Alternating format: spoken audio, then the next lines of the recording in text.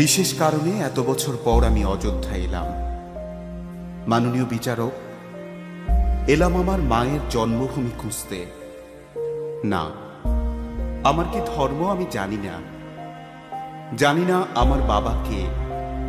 আমার মাও জানতো না এসব।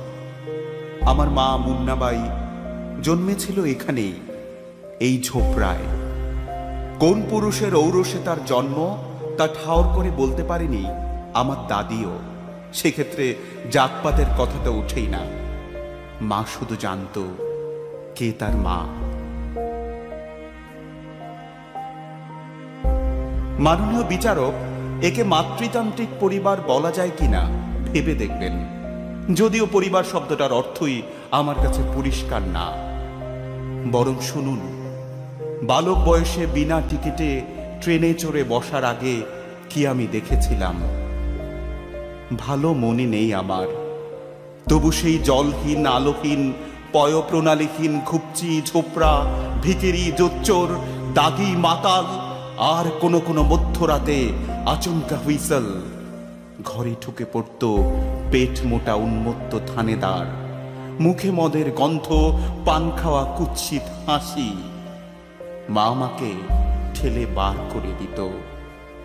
সেই রাত, সেই অসংখ্য নক্ষত্রের রাত, সোনালি হ্যালোজেনের রাত আমি কাটিয়ে দিতাম রাস্তার পাশে দেয়ালের ঠেস দিয়ে।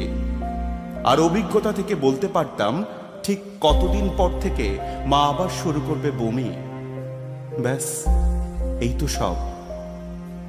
অযোধ্যা ছেড়ে আসার পর আমি কি কি করি তা এখানে প্রাসঙ্গিক নয়। মাননীয় বিচারক, আমি শুধু শুনেছিলাম যৌবন থাকতে থাকতেই ঝোপড়া থেকে দালান, তা থেকে শীষমহল পর্যন্ত পৌঁছতে পেরেছিল আমার মা। তারপর জীবনের লাথি খেতে খেতে সেই ঝোপড়ায় ফিরেই সে মরে। চোখ ঝাপসা হয়ে ওঠার জন্য মাফ করবেন।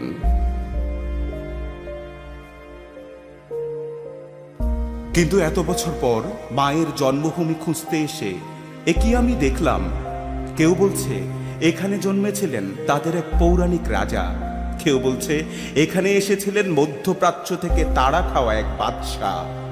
আমি জানি না পৌরাণিক কোনো চরিত্রের পক্ষে জন্ম নেওয়া আদৌ সম্ভব কিনা। আমি জানি না এতদিন আগে আসা কোনো সেনানীর পদচ্ছাপ এতটাই নিশ্চিত কিনা। কিন্তু আমি জানি আমার মা এখানে জন্মেছিল, এখানেই। কেননা আমিও যে জন্মেছি এখানে। আমার ইন্তেকালের ভয় নেই, আখেরাতের ভয় নেই। মন্দার বা অমৃত আমাকে আকৃষ্ট করে না। শুধু এই ছোপড়ার জন্য, এই জন্মভূমির জন্য আমার রোজা, আমার উপবাস, অষ্টপ্রহর প্রার্থনা, 5 ওয়াক্ত নামাজ। মাননীয় বিচারক, রহম করুন। আমার মাতৃভূমি আমায় ফিরিয়ে দিন, ফিরিয়ে দিন, আমাকে ফিরিয়ে দিন। আমি মরিয়া হয়ে উঠবার আগেই